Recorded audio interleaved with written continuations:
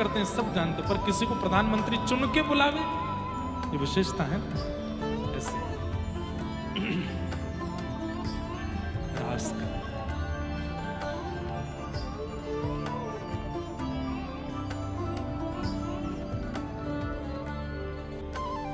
भगवान पिता रात्रि, समझ गए रास का मतलब क्या है? अब सुनो, अब आप लोगों को संशय नहीं होगा रास में। ये गोपियां नित्य चाहती हैं, जैसा प्रेम हम ठाकुर जी से करती हैं, जैसी विनती हम ठाकुर जी से करती हैं, जैसा भाव हम ठाकुर जी के प्रति रखती हैं, तो भाई ठाकुर जी उसको स्वीकार करके हमारे पास आ जाए। ये व्रज की गोपियां कौन है? ये दंडक वन के वही संत हैं जो त्रेता युग में राम जी का दर्शन करना चाहते थे पर नहीं कर पाए, प्राण त्याग करके व्रज की गोपी बन के आए। ये जल की वही मछलियां हैं जिन्होंने मत्स्य रूप में भगवान को देखा था, वही गोपियां बन करके आई। ये वही कच्छपी हैं जिन्होंने कच्छप भगवान को कछुए के रूप में देखा था। जितने भी पूर्व के अवतार हो चुके हैं और उनमें जिसने ठाकुर जी के समीप जाने का भाव रखा लेकिन नहीं जा पाया, प्राण त्याग करके वो आज व्रज की गोपी बन करके आया। इन गोपियों के चित्त में काम नहीं है, इन गोपियों के चित्त में वासना नहीं है। काम वासनाओं से मुक्त अति स्वच्छंद स्वतंत्र और पवित्र प्रेम है ठाकुर जी के प्रति। कैसा प्रेम ये पता चलेगा। भगवान ने एक दिन इन गोपियों को आज्ञा कर दी थी कि मैं शरद पूर्णिमा की रात्रि पर आप लोगों के संग रास विहार करूंगा। हर शरद पूर्णिमा पर प्रतीक्षा करती हैं। इस साल का शरद पूर्णिमा जैसे ही शरद चंद्रमा प्रकट हुआ, गोपियां व्याकुल हो गईं। श्याम सुंदर आएंगे, श्री कृष्ण आएंगे, हमारे प्रियतम आएंगे, हमारे नाथ आएंगे। सब लोग बहुत ध्यान से सुनो, जो उठ के जा रहे हैं उनको जाने दो, लेकिन जो बैठे हैं वो ध्यान से सुनो, क्योंकि ये प्रसंग भागवत जी का प्राण है। इस प्रसंग को मैं ज्यादा खोलता नहीं हूं, थोड़ा थोड़ा ही खोलूंगा, लेकिन सुनो।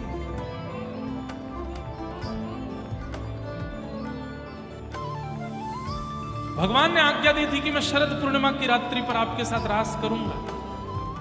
अब ये गोपियां सब जान चुकी हैं कि हम कोई स्त्री नहीं है, हम किसी पुरुष की पत्नी नहीं है, हम किन्हीं बालकों की मां नहीं है। सबको अपने पूर्व जन्म की याद है कि ये राम बन के आए थे, तब भी हमने इनको प्रियतम रूप में मांगा था। ये परशुराम बन के आए थे, तब भी हम इनको चाहते थे। अन्य अन्य रूपों में हम इनको प्राप्त करना, अरे कहां तक कहें वेद के मंत्र भी गोपियां बन करके आए हैं ब्रजमंडल में। सब ठाकुर जी को पाने आए। आज जैसे ही शरद पूर्णिमा का चंद्रमा उदित हुआ, भगवान श्री कृष्ण ने वन में जाकर के अपनी वेणु को अधर पर रख करके अपनी कोमल उंगलियों से आच्छादित करके जैसे ही प्राण पिरोए,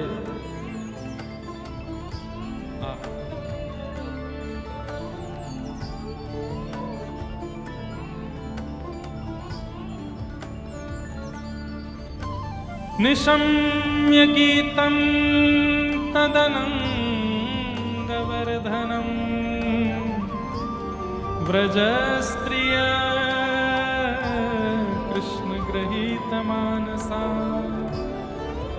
आजग्मुरन्योन्यमलक्षितोद्यमा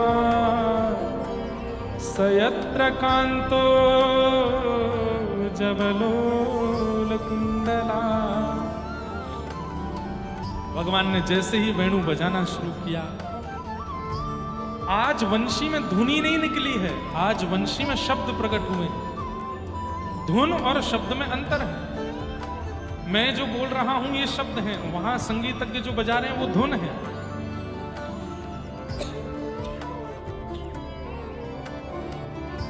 लेकिन आज वंशी में धुन नहीं है, वंशी में शब्द है। और वो शब्द केवल उन गोपियों को सुनाई दे रहे हैं जो कृष्ण प्रेम में उन्मुक्त हैं। उन गोपियों के कान में वो शब्द जाते हैं और जाकर कहते हैं, चल गोपी, श्याम सुंदर कदम्ब वृक्ष के नीचे तेरी प्रतीक्षा कर रहे हैं। और वो गोपी उसी समय अपने सारे कार्य भारों को छोड़ करके वहां से दौड़ पड़ती है कृष्ण मिलने के लिए। मानो जैसे अभी तक तो गोपियां जैसे नाटक कर रही थी गोपी होने का, अब पता चल गया कि हम जीवात्मा हैं, वो परमात्मा हैं, दौड़ पड़ी हैं।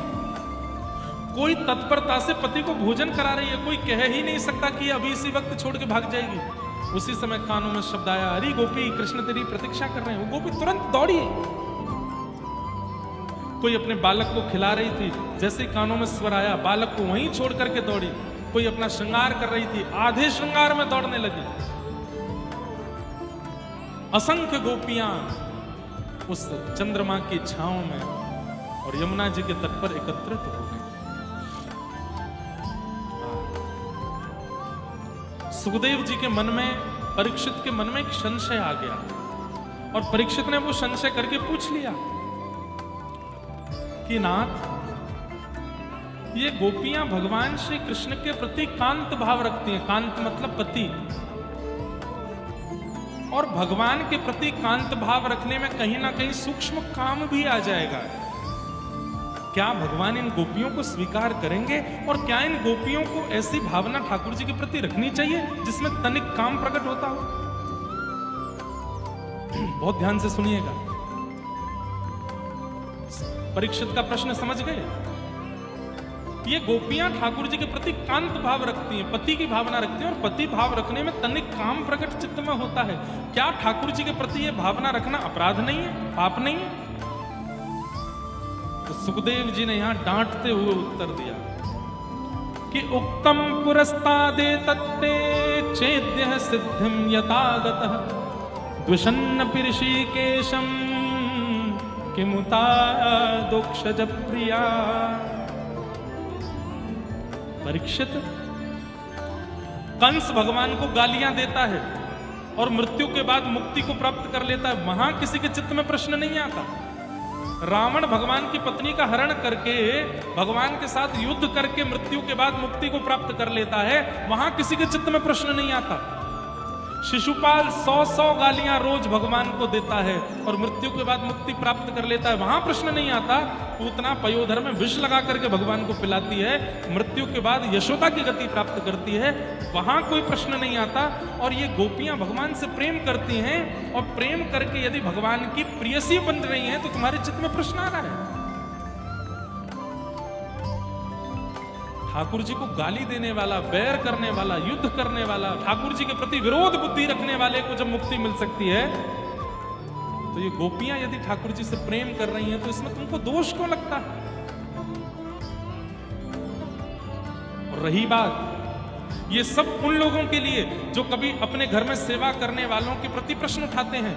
अरे भगवान को ऐसे गोद में लेके घूमते हैं, भगवान को ऐसे बच्चे की तरह झुनझुना दिखाते हैं, भगवान को, ये सब क्या? वो भगवान है भाई।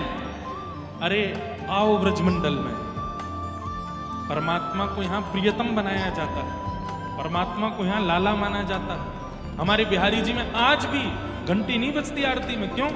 छोटा सा लाला है, घंटी जोड़ते बजेगी तो डर जाएगा। आज भी बिहारी जी की मंगला नहीं होती, 7:30-8 बजे ठाकुर जी की सुबह की आरती होती है। क्यों?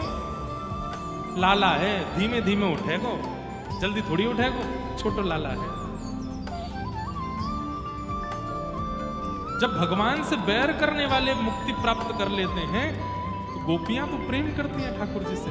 आज खुल के कह रहे हैं, प्रेम नाम की वस्तु यदि कहीं घटेगी तो केवल कृष्ण के साथ। संसार में अगर प्रेम घटाया तो बदले में धोखा ही मिलने वाला है, बदले में केवल निराशा ही मिलने वाली है, बदले में उस प्रेम को निचोड़ करके उसको बर्बाद करके दे दिया जाएगा।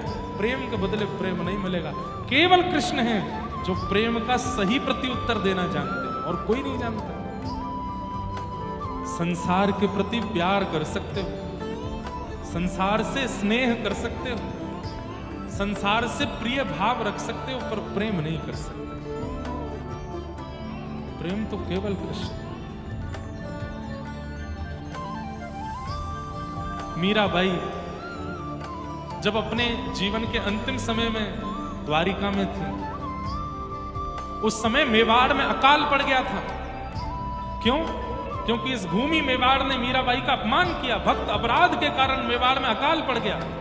और ये बात जब वहां के राजा को पता चली तो ब्राह्मणों को भेजा कि मीराबाई को लेकर के आओ, वे जब तक यहां नहीं आएंगे यहां का अकाल दूर नहीं होगा। ब्राह्मण जाके अनशन पर बैठ गए द्वारिका में और मीराबाई से कहने लगे कि आप चलो, सावधानी से सुनो। मीराबाई कहती मैं यही करती रहूं, अब वहां का अकाल दूर करने के लिए जाऊं? अरे मेरे जीवन का उद्देश्य कृष्ण की प्राप्ति है और कुछ नहीं है। जब मैं वहां रही तब मेरा किसी ने सम्मान नहीं किया, और मुझे सम्मान की इच्छा नहीं, पर मेरे साथ क्या क्या दुराचार नहीं किए। ब्राह्मण रोने लगे, वहां बच्चे भूखे मर रहे हैं, वहां हालत बहुत। बोले मैं अगर अब वापस गई तो फिर दोबारा कृष्ण के पास नहीं आ पाऊं, मैंने पूरा जीवन समर्पित कर दिया है, मैं वापस मेवाड़ कैसे जा सकती हूं।